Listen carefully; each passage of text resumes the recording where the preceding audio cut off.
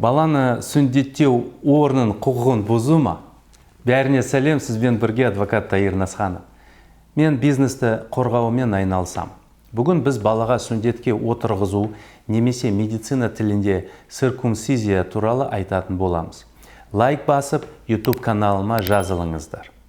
Статистикаға сәйкес, әлемдегі ер адамдардың 39% бұл процедурадан өткен. Олардың 62% дін себептермен сүндеттелген. Мұсылман емес елдерде, мәселен ақш-та жаңа туған ұлдарды сүндетке отырғызу кең тараған. Ерлердің 75% бұл процедурадан өтеді. Клиникалар жыл сайын миллионнан астам процедураларды орындайды. Батыста бұл медициналық процедураға деген сүйіспеншіліктің себебі неде? Өйткені сүндетке отырғызу Ұлы Британияда патшайым Виктория дәуірінде мерездің және басқа жыныстық жолмен берілетін аурулардың таралуын болдырмау үшін пайда болған.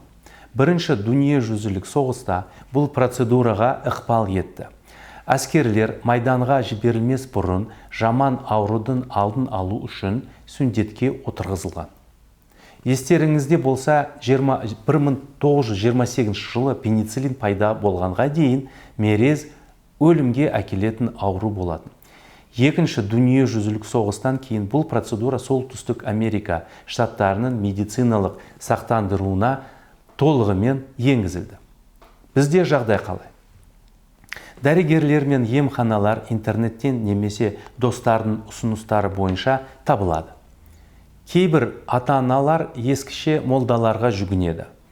Алайда заң бойынша мұндай операцияларды ауруханадан тыс жерде жасауға тыйым салынады. Исламда сүндетке отырғызу пайғамбардың сүннетінің бір бөлігі. Сонымен қатар ислам дініне жатудың белгісі. Бірақ сүндетке отырғызу исламды қабылдаудың шарты емес. Ал жасы ұлғайған кезде исламды қабылдағандар үшін бұл рәсім міндетті емес. Енді бұл баланы сүндетке отырғызу оның құқын бұзады ма дегенге келсек, жауап беремін. Бала құқы туралы заңда кәмелеттік жасқа толмаған балаларға қатысты діни жоралар ата-анасының келісімімен орындалады деп көрсетілген. Осылайша, заң баланың ата-анасының келісімімен дін аясында сүндетке отырғызуға рұқсат береді және бұл рәсім оның құқықтарын бұзу болып табылмайды. Бүгін сізбен бірге адвокат Таир Насханов болды. Мен бизнесті қорғаумен айналсам.